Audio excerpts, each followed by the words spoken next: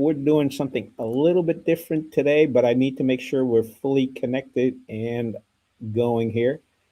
All right. Looks like Instagram's giving us a problem this morning, which is not uh, kind of.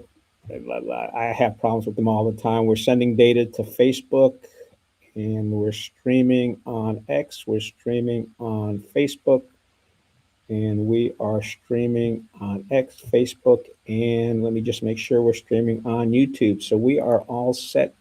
All right, folks, this is the kickoff of the AD Huddle. We've got two athletic directors, Cameron Vernon of Northwood High School and BJ Corton of Southeast Alamance. I'm going to let them take it over here. I'm primarily here to just operate the controls and let these gentlemen go at it. So let me just get off screen and let them go to it. I think Vernon's going to be the person who's going to kick this off. All right, Vernon, go ahead. All right. Those of you listening, my name is Cameron Vernon. I'm the athletic director at Northwood High School. Joining me today, my co-host, Mr. BJ Condron of Southeast. BJ, what's up? Nothing much. Yeah, you want to go ahead and give yourself like a little bio background for those of you watching in China may not know who you are? Sure. BJ Condron, Southeast Alamance athletic director, starting my 4th year as athletic director overall and here at Southeast. Was a basketball coach before that, Orange High School for 10 years, competed against Cameron. That's how we got to know each other. Later on, we'll have to discuss what our records were against each other. You want to discuss that? Probably not. Probably not. It'd be interesting nonetheless, but probably not. But I grew up in Goldsboro, North Carolina, so played just a little bit of everything there. Basketball, a little baseball, a little football, cross country, tennis, and had coaches that were great and led me to be the PE teacher and coach. And then eventually I felt like the natural progression was at athletic administrator when you start enjoying those administrative things a little bit more than the coaching part of things. There are some things I know you do too. We miss about coaching, but moved into the athletic director role and been rolling since. Yep. Those of you who might be watching don't know me. My name is Cameron Vernon. Like I said earlier, I'm in my 22nd year of teaching and coaching here in North Carolina. It seems crazy to me. BJ, how many years you have, you said? I believe I'm in 20. 20? Okay. Yeah, I started at a charter school, but I'm right at 20. Yeah, so. And just a little background on me. I grew up in Western Pennsylvania, little town, Sharon, PA, old steel mill town. And growing up there, Pittsburgh, everything, right? But somehow that baby blue came across the TV screen and I fell in love with it. And when I was 14 years old, I came down to Coach Smith's basketball camp, fell in love with Chapel Hill. And I remember going home, telling family and friends, one day I'm moving down there. So was fortunate to get a job at North Chatham Middle School, Elementary School. Started teaching and coaching there. Received my master's from Carolina in 2009. So I'm living a dream and had the opportunity to pursue a girls basketball job at Northwood and really enjoyed that. And then have just, like you said, kind of just transitioned in the athletic director world in 2015, been doing that ever since. And I think, we had a conversation, you and I, this week for people watching. You and I both were on a mower a lot, right? And, it's kind of, it's peaceful at times, right? You get on the mower, you pop on your headphones, and I've been listening to a lot of podcasts. And I was like, man, it'd be nice to have like an AD podcast or something to listen to. And I know there's some out there, but BJ, I called you and, that conversation, hey man, this is what I'm thinking. You want to do it? And you were all for it, weren't you? You were. Oh yeah. I'm ready to jump on. I'm ready to jump on. Believe it or not, I've had people come up to me and maybe in the comments, they'll disagree and say, you have a voice for radio. Really? Oh, yeah. And I don't know if that means I have a voice for radio or I just don't have a face for anything else. My I wife would agree with that. I would agree. My wife, when I told her about this, she said, "Oh yeah, Cameron's got a great voice." Yeah, that's right. That's right. Hey, I got a question there for you. Sure. You got the picture from you at Carolina basketball camp with Coach Smith? With Coach Smith? Yeah, I have it somewhere. I lost it for time, but I found it. I found it recently, and I should have it framed somewhere. I've got one, but I'm pretty sure mine is long gone. I went 1 year also, but I'm sure mine's long gone. What year did you go? I think it was 96. It was, people, Shamon Williams, Vince Carter, Jameson, those guys. Was it before Vince Carter's freshman year? It was after. Oh, okay. I was gonna say, because I went the year before. I think it was before my senior year, and it was before Vince Carter's freshman year. I was thinking we might have been there at about the same time. It wouldn't be the same time. Yeah. You're getting us off the agenda. Sorry. I got to keep you on the agenda. All right. So where this came from, I called BJ. I'm like, look, everyone has a podcast, by the way. So you were all for it. And I think our goal, you correct me if I'm wrong, I know my goal is to provide a platform where we can discuss high school athletics, discuss things that you and I and other athletic directors deal with on a daily basis. We're going to have some guests on in the upcoming weeks and we have a great athletic director organization here in North Carolina where every spring we go and we listen to others.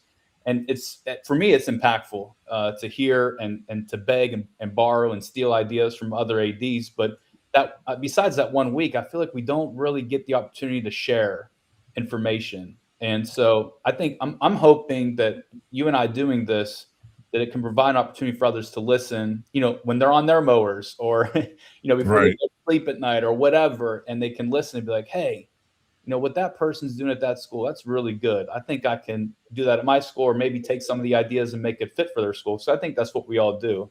You want to touch on that? Yeah, I mean, you and I've talked about it before. You and I have each other, and we've also got other people that when we have questions or want opinions or have new ideas, we've got people we run it by, like people we call and things like that. Because otherwise, there's not, outside of that 1 week, a lot of ADs are kind of just thrown into the job to figure it out for themselves. Sure. Some of us are lucky enough, like I am, to have like a great principal that is athletic minded and things like that, and I've got people to reach out to. But it's good to have another resource and just to have new ideas. Sometimes the job can get stale and you need new ideas, and Sure. there's stuff out there definitely to improve your programs. Yeah, and I remember Jim Pappas, who was a longtime coach here at Northwood, went on to Cedar Ridge, AD there. He was conference president for many years. I remember listening to him, and he said something to the effect of, as coaches and as ADs, like, you've got to be in each other's corner. You got to be there to support one another, because let's be honest, a lot of times, parents, sometimes people in the community, they don't always have your back. And so we need to be there for each other, because we're all going to be dealing with something to the same effect at some point in our career. So it's really important that we are there to be there for one another, kind of like what you said. Yeah, no doubt. Yeah, so we started fall sports this week, right? Really kicked off the regular season. Anything you want to touch on at Southeast? We had our first home volleyball match. I think everything went well there, besides not getting the win. Our JV team won. Varsity team lost in a close one. Had our first home football scrimmage and kind of our Meet the Stallions event. Okay. Which the way we do it, we'll kind of bring our teams out there, and we have a sideline reporter who asks a couple questions and things like that. But it was a typical first home scrimmage for me, where the game starts or it's about to start. We get in a lightning delay, so then it's and at the same time, we just got metal detectors at our school. So we're trying to navigate how we're implementing them and using them. And I try to be an organized person, but there's about 3 or 4 things I realized being game. I forgot this. I forgot the cash box for the concession stand. So, running around trying to get things started and then communicating when we're going to start the game. But luckily it all blew over. And I don't know about you, but once the game starts, it's kind of, I don't get to really watch a whole lot of the game, but it is a little bit more relaxation than the scurry before the game, getting things ready. But after the lightning, everything went pretty well. And looking forward, we have a home game next week. So looking forward to that. Okay. Yeah, I know we started volleyball, soccer traveled to Eastern Alamance this week. Golf, tennis team to start too, but golf and cross country start with their meets next week. We had a Jack Shaner Jamboree, longtime tradition at Northwood. I think it was the largest amount of teams that I had since I've been at Northwood. We had 10 teams last night. That's awesome. Like you said, with weather, I mean, we were watching those storms north of us up your way, and I was like, please don't come any further south. And looked like they were over you and brought some lightning. Then they kind of fizzled out, which good for us, not good for you. But yeah. The crazy thing is that the whole week, we had the lightning, but we didn't get the benefit of much rain for our fields. Yeah. I mean, it was just the lightning would scurry in that 10-mile radius just enough to shut us down, but no rain benefit. Yeah. And so what I wanted to talk about today, and I know you and I have had many conversations, and we're talking about fall sports, and many people have probably seen in the news this week, and it hits home for you in your county with Graham High School, declaring that they weren't going to have varsity football. And, it just pains me to hear that, to see that. I know we both know Kyle Ward, former athletic director there. We've both been in a conference with Graham. We've known that their numbers trending could possibly lead to this. And unfortunately, it sounds like their school's in that situation now. But you and I presented at the AD conference a co-op proposal. And that's kind of what I want to talk about today, because we have Graham. I know we have West Caldwell. To my knowledge, High Point Central doesn't have varsity football. Southern Guilford, I saw recently, they do not have JV football. And actually talked to Nick Stevens Thursday night, who's a media member here in North Carolina, about this. And I wanted to continue the conversation with you today because it's something I'm very passionate about, having lived in Pennsylvania, grown up, and co-ops have been going on ever since I can remember. And they've been doing really, really well. But yeah, I mean, do you have any comments? I don't want to talk too much on how that might maybe help. Sure. I mean, as athletic directors, I think our job, we want to see as many students participate as possible. So, one of the numbers I like to look at at the end of the year is just like total athletes that we have in the school, and what does that number look like, and participants in programs and things like that. And so when you're not able to field a program, and you take opportunities away from kids, that's a tough one. That's a tough one, because kids want to participate, and we all know, and I'm sure we'll talk about on this podcast a lot, about the benefits of participating in athletics. The students are going to be in class more. Students have a higher grade point average than just your average student.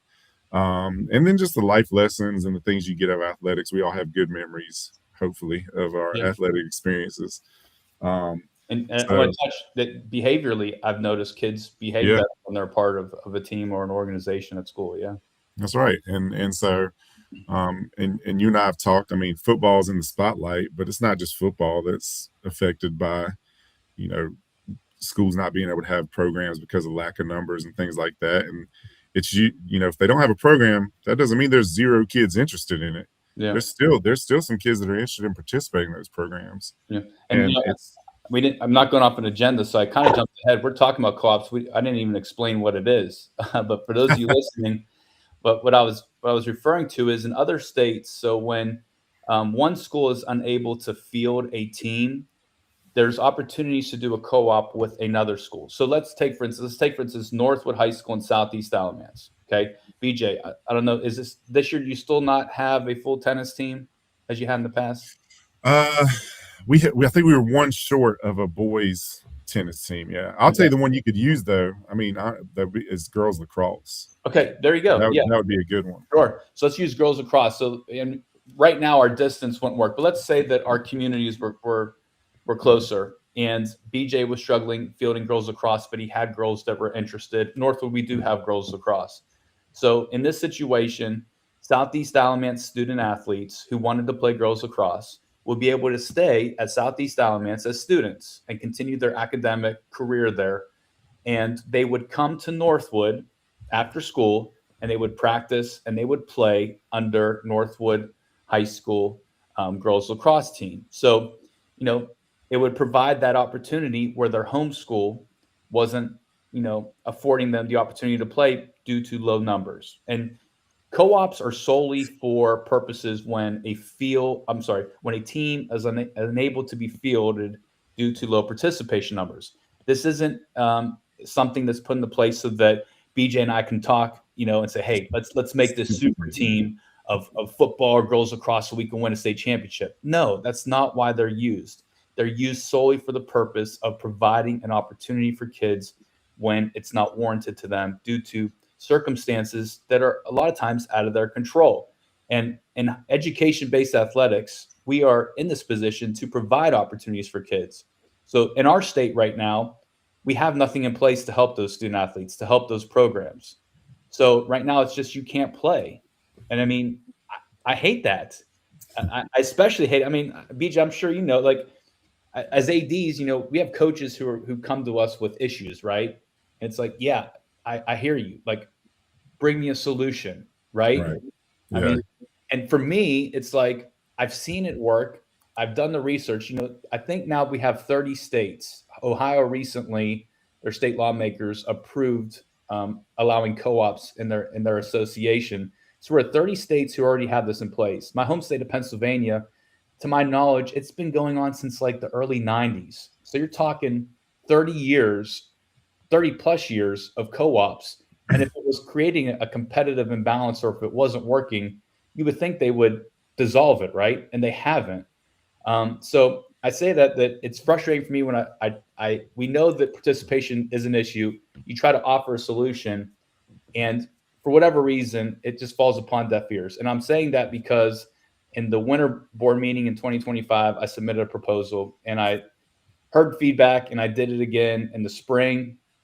And BJ, I don't know if you realize, but after our talk at the AD clinic, our friends at Carteret County who were in that room with us listening, they went back and they also offered submitted a proposal from their district as well. So we had two proposals for co-ops in the state, and I don't think it made it out of the committee, which is frustrating, at least for me. I talked a lot. Do you have any comments on that? No, I know. I would say that when I think about you often, because when you look at the comments, because all this stuff gets put on social media for like the Graham High School thing is now like picked up by news stations and stuff. Sure. And a lot of the comments, what's being asked for is co-ops. They don't know it. And I think, community members and families think that this is just something people can do. So like, a lot of times I'll see, well, why can't those kids just play at this school? Yeah. And like I want to get in the comments, I'm not going to because I'm just not that guy, but just like get in there and be like, the state does not allow that. Like it sounds great and we think it's a great idea, but at this time the state doesn't allow for the students just to go to another school and play and have those opportunities unless, the LEA allows them to transfer into the school.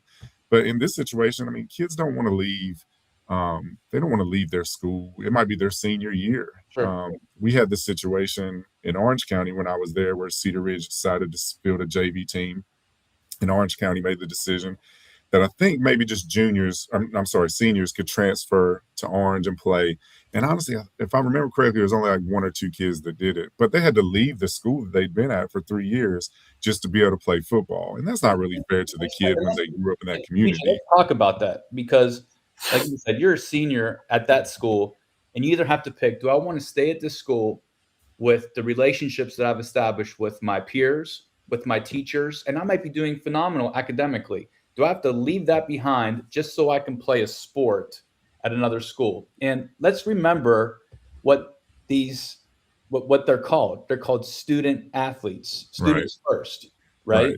And so think about that. And then, what if that senior football player wants to play football and goes to Orange? Okay, they're able to play football. But what's the impact if they're a multi-sport athlete? Like, what if that football kid was really good at basketball or wrestling, baseball in the spring, track and field, whatever sport?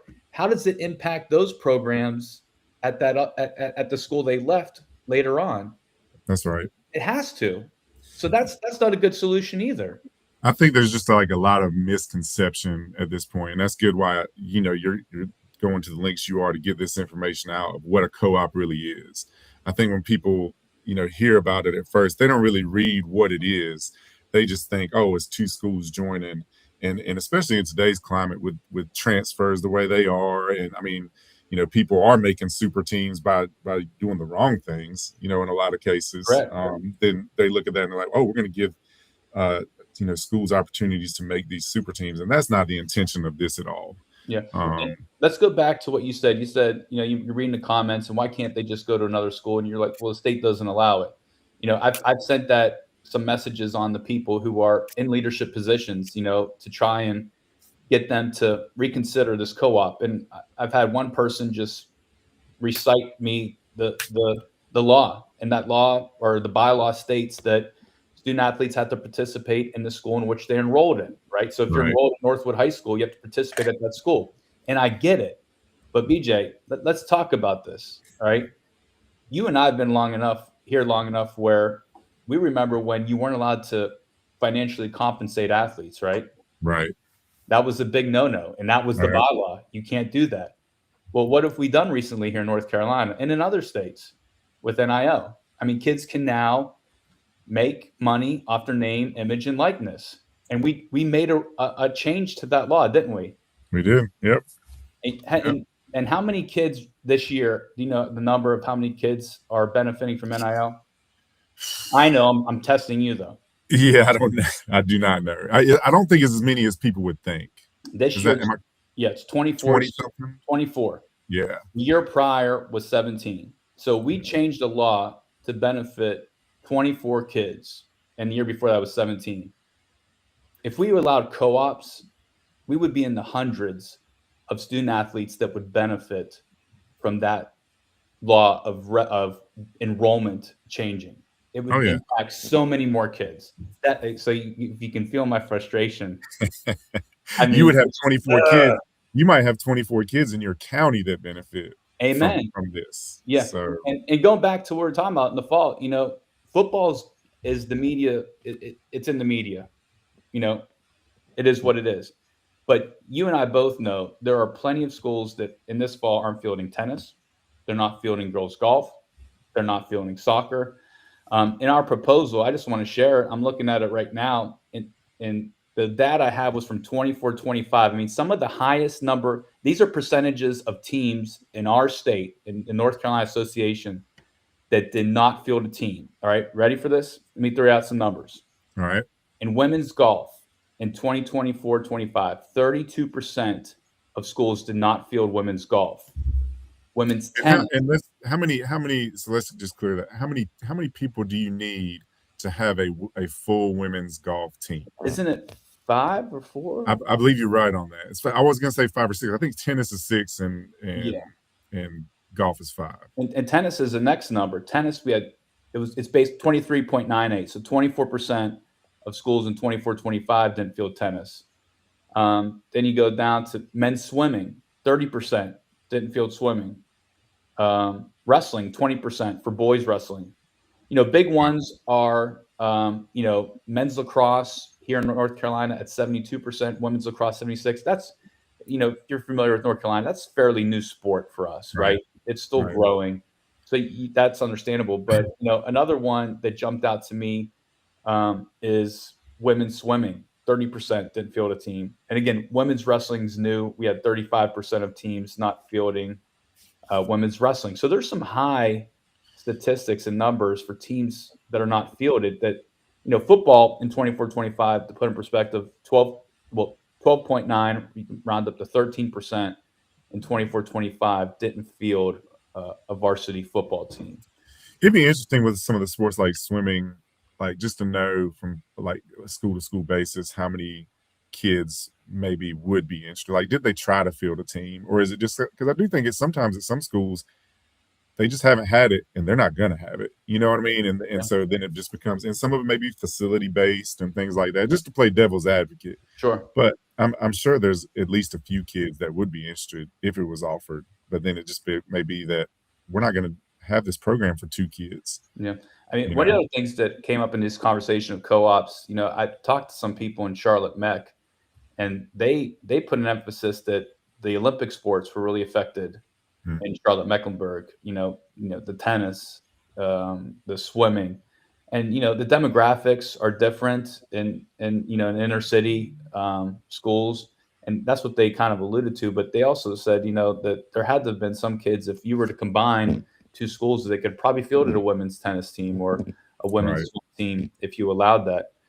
Hey, did you want to talk a little bit about like some of the things that come along with the co-op, like in terms of like the considerations, like when 2 schools have to get together? Did you want to dive into that at all? Sure. I mean, like, and in these co-ops too, BJ, but I can emphasize on, it's not like they have to be forced.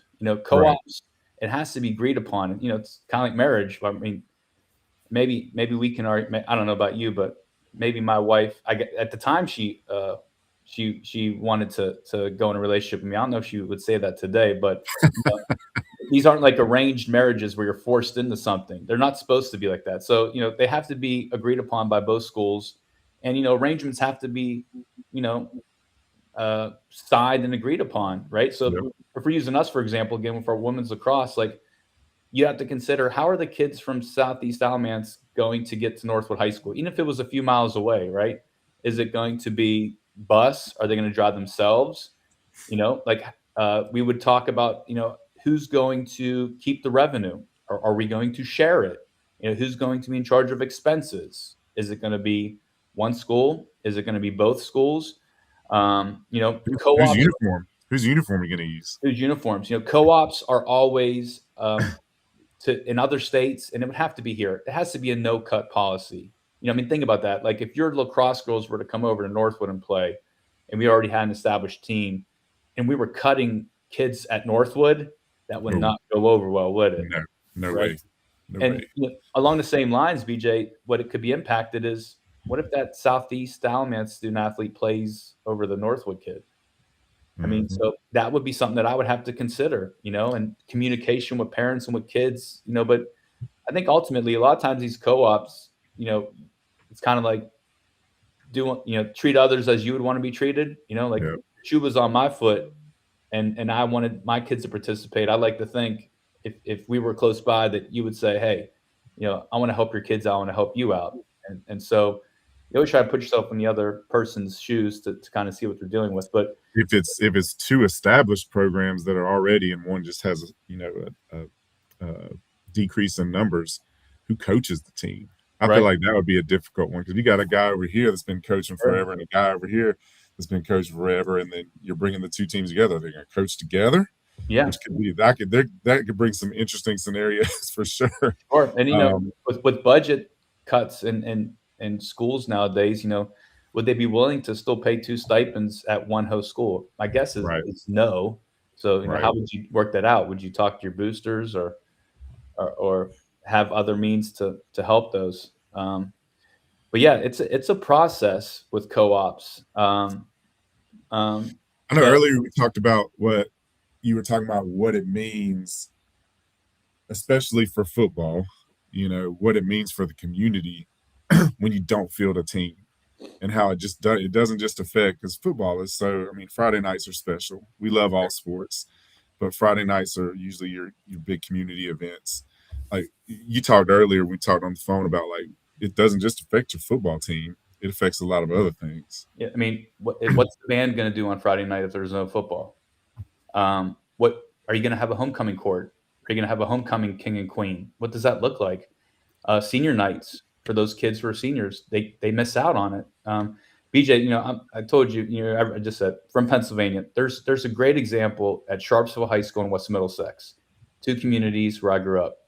I think they just renewed their co-op agreement, but there's a great article in my hometown paper, the Sharon Herald, that discusses how these 2 communities, who are former rivals, mind you, have come together, and now they're one football team. You talked about uniforms.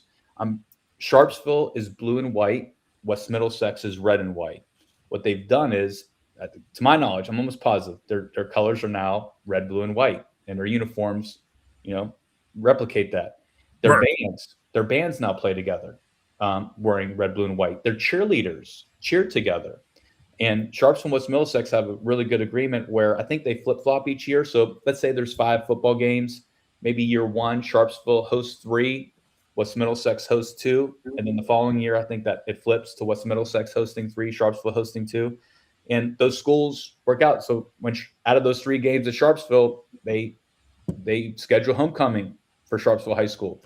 They schedule senior night for those Sharpsville football players. And then those 2 games at West Middlesex, they schedule a homecoming date, right? They schedule senior night. So these 2 communities have come together so that their kids can have an opportunity, and that in their student body and community can have all those things that we all love on Friday night during the football season. So there's examples out there how this has really benefited not just the student athletes, but community and the student body as a whole. Pretty neat outcomes there. That I mean, Sure. I'm sure it took a lot of collaboration to get that started, but that's Yeah. I mean, sounds like a special thing they got going on there. I mean, but people who don't understand how different school boards work. I mean, you're talking a superintendent from one school district, a school board from one district, administrators, and also superintendent, school board, administrators at another school. It's not like North Carolina where we're all under one umbrella. Right. Because in my co-op, I said how our school boards are designed. I would say you have to keep it in your local school district, right? Just to make it simple. But school districts up in Pennsylvania, they're more municipality based. So like if you live in a town, that's your school district. The next town, that's your school district. So you had 2 school boards, 2 superintendents, 2 sets of administrators and athletic directors saying, yes, this is good for our schools. Let's bring them together, and have benefited from it. Yep. All right. Anything else on co-ops? Actually, before you go on, why don't you finish up with co-op, and then I have a question for both of you. Well, yeah. I mean, I don't know. I'm trying to think. Did I miss anything on the co-ops? I don't. Yeah, I don't think I think what we found is the fear is the competitive imbalance, and that hasn't happened. I found one team in my research that won a state championship with a co-op, and it was a gymnastics team in Maine. I think there were like 2 or 3 gymnasts, on that team. So you're not seeing that. And like you said earlier, BJ, I think the competitive imbalance is being affected by what we're seeing with transfers. Kids nowadays who are trying to go to other schools, parents are finding ways to find residency in that school district, whether it's true or not. And I've seen schools welcoming transfers with social media posts. I'm like, I went to public education 22 years ago, and I was under the impression you went to school where you lived, right? Yeah. And this is coming from a kid who went to a private Catholic school their entire life. I mean, we benefited from no boundaries. No doubt. I mean, just going to be real. We benefited from no boundaries. There's no question about it. I know my friends at home will appreciate me being real. But if anybody who went to my school say we didn't benefit from not having boundaries at our high school with our basketball programs, they're lying. I think it'd be interesting. I mean, if we could get it started, I think, it could help keep some programs alive, but then I think you could also sprout new programs. Yeah. Oh, especially when we talk about I think there's some teams in our county that are interested in things like boys volleyball. But then, when you have a smaller school population, I think we're blessed to have like a fairly large population so we can field most things. But like if you have a smaller one, then when you start up a sport like boys volleyball or like flag football, ultimately you're probably taking athletes from your tennis and from your, whatever the sport may be in season, track team or something like that. But you may still have a few kids that are interested, so that might give you the ability to start a program up. Like for us, that's why I bring up girls lacrosse. We've never had that. And I'm not sure if we would have the numbers to support that, but I know we have a few kids that are interested in participating. So the ability to be able to, start up a new program. And then once you get started, I think ultimately with a lot of co-ops, I would think, at least in my eyes, my goal would be, let's get it started. And then that might build interest within your school that neither school will need the co-op anymore. Because sometimes you just need that spark to get that flame started for the program, and then you're good. You know what I mean? It's a year-to-year agreement. It's not something that you have to buy into for, I guess you could sign one for multiple years, but I think it would probably be ideal to be a year-to-year thing to make sure it benefits both schools. Yeah, and the school may be weaned off of it. That it was in my brain and I lost that thought when we were talking, but that's the point that I wanted to make is co-ops. The ultimate goal is for the program that was unable to sustain or that lost their team due to low participation numbers to regain that. The co-ops aren't made to continue forever, right? Because think about it, like if you say to those kids, you can't play this year, all right, what are they going to do? They're going to find something else to do. right? So if you had those 3 or 4 girls who wanted to play lacrosse, now they can't play it, oh, they'll do track, all right? And they may fall in love with that, or try tennis. And so now you've lost those 4. But if they were able to play at another school, maybe the next year you have those 4 who love it, and then maybe there's 2 or 3 more who say, I want to try it. All right. And you got the freshman class coming in. And like you said, the goal They're is ambassadors for you. What's that? They can become ambassadors for you. They make a couple Yeah. of social media posts about them having fun Sure. playing lacrosse, and then there might be a lot more people to jump on with them. Yeah, the goal though with co-ops is for that school who suffered from low participation numbers to get back to where they can field a team consistently and sustain the program. Right. That's right. Yeah. All right. You've been talking about this for a while here, but what's it going to take to make this happen? We need people who are in positions to make change, to hear what we're saying, and to really dive into what we're saying and what we're putting in these proposals. And at the end of the day, say to themselves, what is best for kids? All right. Is it best to tell kids that, yeah, you don't have enough kids at your school who want to play a said sport, so you can't play? Or is what's best for kids that, hey, this is out of your control, that you have low participation numbers, but we will allow you to work out an agreement with another school who has this program and allow you to play at that school while still being enrolled at your home school and being a student there first. It's going to take education. It's going to take getting the word out there. It's going to take some school systems. Because, like, I don't know, Cameron, if you had to take a guess, what would you say? And I don't know, it wouldn't be a percentage, but would you say that this is a well-known initiative that you've put out there amongst all 100 counties in North Carolina? Because I think it's going to take some of those counties to see something like this, or something like, hopefully with high school OT with their broad reach, to see, oh, this is really an option that's been done and we can benefit it, and then get more school systems like Carteret County to submit proposals and just realize what a benefit it could be for their programs. Yeah. So people look at me like I got 3 heads when I talk about this. They have no clue what I'm referring to. And then, in face-to-face conversation, have to explain it. But I think what you just said is really important. Like, our goal, or at least my goal with this, is to continue to have the conversation, more people to hear what we're talking about. And Gene, to answer your question, what's going to take?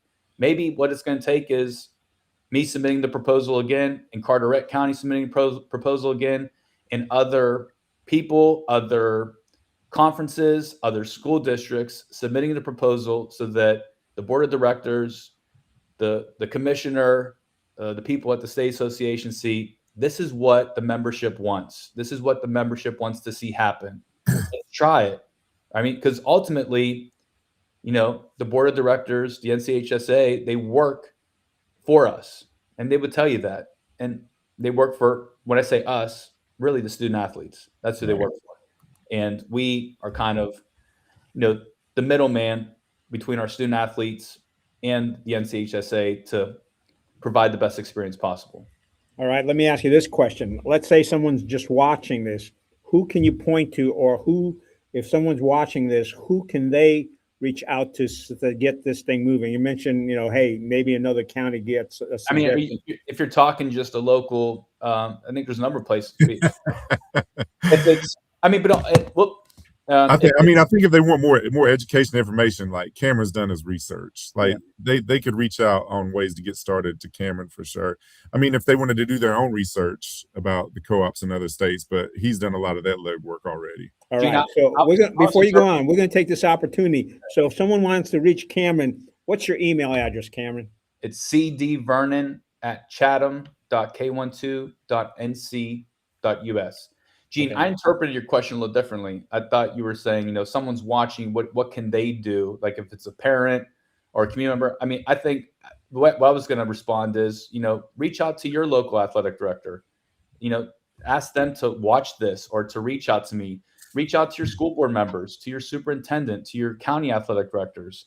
Let them know that you think this is a great idea. I mean, like BJ was saying, the comments on this Graham thing, all they say is, they're basically saying, why can't we have a co-op without knowing what a co-op is? Why can't they go? I mean, they're talking, my kid can walk 5 minutes to another high school in Alamance County. Why can't they just go there? Why can't they? Right. Why can't they go Right. play there? Right. Because we have this bylaw that we're unwilling to say, hey, yeah, kids should participate at the school in which they're enrolled in, right? When you have a team. Well, I think you interpreted the question well. And what you're basically saying for folks on the ground level, the parents and the student athletes can reach out to their ADs and say, hey, have we considered doing this? And here are the benefits. Who else besides the ADs do they need to reach Board out? members, superintendents, county athletic directors. Those are all people, including ourselves as ADs. We serve student athletes, right? They don't serve us. So I think parents, community members need to reach out to those servant leaders and say, hey, do this for our kid. Help provide them an opportunity. And this is a way to do that. However, I think it is important to say, like, go back to what we talked about earlier. It takes two to tango. So, it is an agreement between the two schools. So just because, like, in the parent comments, we're just going to do this. There's a little bit more to it than that. Like, both schools have to come together to make sure it benefits them. We haven't even talked about the classification impact. That's right. I don't know if we want to. I think it's important. If you're listening in other states, what they do, because think about it, if Southeast Alamance again and Northwood were to combine, we had last year 585 students. You have about 1,200. All right. So technically, if we did that, we're able to pick from over 1,800 students for girls lacrosse, right? That's right. That's not fair to the school who only has 600. So in terms of classifications with co-ops in other states, what I see most frequently is you take the enrollment of the larger school plus half of the enrollment of the smaller school. So in our case, even if you were coming to us with the large enrollment, BJ, we would take all 1,200 some students and half of 585, which I'm not good at math, but that would probably put us at a 6 or 7A high school. And so I would have to say, all right, I'm a 3A high school for girls lacrosse. Do I want to take on BJ's kids and take on that enrollment and now be playing against 6, 7A teams? Yeah. I probably wouldn't. Yeah. Right? So it's not guaranteed that it will work. That's right. So that's right. All right. Let me ask you this question. For both you gentlemen, why do you do this? Don't know. Ask myself that every day. No, I think we both talk about, like, to benefit kids.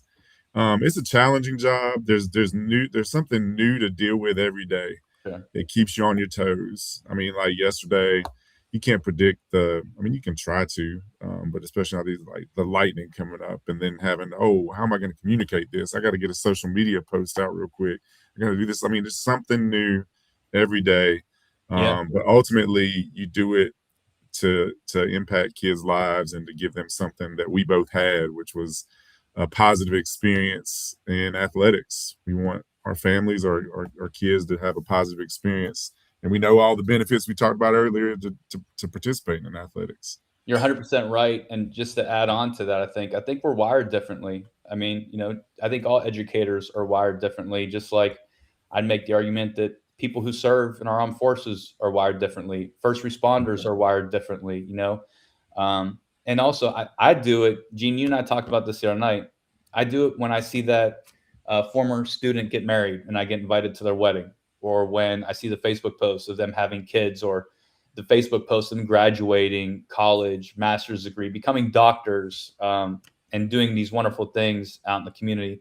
And you like to think that maybe, when they came, through your classroom or through your program, that maybe you taught them one or two things that have helped them become this outstanding adult that they've turned into. So those are the cool stories. Mm-hmm. All right. So we know Cameron is happy when he gets invited to former students' weddings. I want to say married. I shouldn't say I married a student, but I performed, what's it called? I officiated her wedding, a former student. Yeah. Coach Amy's daughter, Kayla Amy. Yeah. You can do that? You can officiate weddings? He's from I have Pennsylvania. He can do some anything. certificate from some online church. I hear I you. encouraged her to go to the magistrate ahead of time, but I did the ceremony. Yeah, I I might. I wanted to. If I she get wants to say I remarried, married, I officiated my sister's wedding as well. Yeah, And if I get how's that been remarried, going? man, I'm bringing you in. it's called Vernon's Vows. If you're .com. interested, Vernon's Vows. I work for adult beverages and a free meal. All right. Besides the wedding stuff, what's put the biggest smile in your athletic director careers individually? One or two things that have put the biggest smiles on your faces. Gene coming in with the tough questions. I mean, Man. there's so many. I mean, for me, I love college signing days, and I don't even not necessarily the signing days. You know, when with these kids and their college announcements, I think that's really really important. I grew up wanting to play college sports and was fortunate to do that at a small Division III school. And at the time, I didn't think my coaches were doing a whole lot to help me, and I advocated for myself. And so when I was coaching, even as an athletic director, I try my best to help those kids who want to get to the next level. And when we see them reach their goal, I think that's really, really special. That brings a smile to my face every time. BJ, you? Oh, man, I don't know. When the games start, I mean, honestly, like I said, when you put in all that work and then the games start and you see the kids get to participate, Yeah. Obviously, seeing them succeed in something, and that doesn't always mean wins or losses. Like it's good to see when we coach and even athletic directors to see the kids' growth over 4 years, maturity, things like that, and just to see them experience successes and honestly to deal with the opposite of the successes. What's the word I'm looking for? Adversity, dealing with the adversity of athletics and seeing positive reactions to that and sportsmanship and things like that. We get to witness some special moments sometimes that are becoming, they can become uncommon, but we get to see those, and that's special also. Hey, we're at 47 minutes. BJ was worried we were going to talk 30. Yeah, that's what I was going to say. I was going to say, the funny thing is, folks, before we started, the two of them were like, I don't know if we can go past 20, 30 I thought minutes. we'd be fine. BJ was the one worried about it. I said we can keep talking all day. All right. You got 10 more minutes. We are not going past an hour. I think we're good. I think, BJ, now's a good time. Let's talk about, we're going to be having some future episodes. We're going to try and work around our schedule, but we have solidified our first guest, and I do want to announce that. We have Joe Shero of Felton Grove, athletic director. Joe was the 2026 North Carolina High School Athletic Association's athletic director of the year. So he's going to be our first guest, and we're hoping with the help of Gene Galin, we're going to be in person doing our next podcast, and we will be in touch, and we'll make some posts as to when that next podcast is going to happen in our interview with Joe Shero. We want to thank Joe for being willing to come on. We have a lot of things to learn from Joe, and I'm sure he has a lot of things to share. Yeah, Joe's going to have some interesting perspectives on things. He's put two schools together. Yeah. Which is interesting. He started a new school. He's taken over a very large school. Yeah. He's going to have some interesting perspectives on things, I think, for ADs to listen to. Yep. So those of you who watched today, we appreciate it. Join us next time. Gene, did you want to say anything? Yeah, I do want to say a couple of things. Folks, this is the first episode of this, so I believe in a Scrum method where we just start the process and build and get better with each one of these episodes. So if you don't mind, in YouTube and Facebook, if you got a comment, place it below, and we do read those. The other thing too is any type of suggestions, make sure to let us know. You've got Cameron's email address. BJ, do you want to give folks your email address? No, I'm good. No, it's public. It's public. They can find it. Make them look for it. Make them look for it. William_Condron Jr. Junior at abss.k12.nc.us. They make that any you can Google it. You can Google it and find it. How did you go from William to BJ? Bill Jr. Oh, Bill Jr. Okay. There you go. Yeah. So is there a Bill the second or third somewhere around? There was Bill. There's not a Bill the third, but there was the original Bill. He's All right. no longer with us, but there was the original Bill, and he was original for sure. All right. We're going down a rabbit hole. All right. Yeah. We're ready to finish up. However, one of the things I had on here is why don't you let folks know what's coming up, big things coming up over the next 2 weeks, because it's the start of the season for the next 2 weeks in both your schools, and then we'll wrap it up for this episode. You want to go first, BJ, or want me? Yeah, I mean, first home football game. Continue. You know, we haven't had a. I think it's 2 weeks where we have a cross country meet. I think our first one is actually coming to you guys for the Horton Invitational. And then we got first golf matches next week. Be exciting. First tennis matches next week. Volleyball continues next week. They've got a tough schedule. They got Cedar Ridge next week. And soccer continues next week. So I mean, just continuing our sports, but you know, the big one I think on everybody's calendar obviously is that first Friday night home football game. So excited for that. And same for us. We got soccer continuing, volleyball home game with Carborough, I think on Tuesday. Golf first match against Chatham Central Tuesday, and they go Chapel Hill Wednesday. We have our home football game on the 21st, and one of the big things is we did a new cross country coach, Roy Bigler, who's done an awesome job at bringing in numerous teams for the Ronald Horton Invitational. He's bringing it back. And if you've ever been to Northwood, I know I'm biased. We have the best cross country trail, in my opinion, around. I agree. The area. He's got a good setup. Yeah, that's thanks to Ronald Horton and everything he's done. So Coach Horton will be in attendance for the Invitational, and we're really looking forward to that. Yeah, flag football tryouts and football next week too. Yeah. For girls, that's right. It's now a approved sport by North Carolina High School Athletic Association. Speaking about that track, I know I've been out there covering events. That is the track.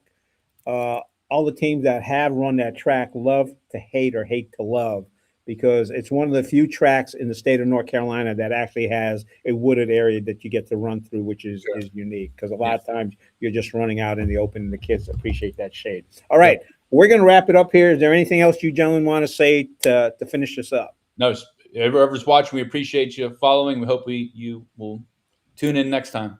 All right, folks, we're going to get ready to end this stream, so just hold on till I do the count.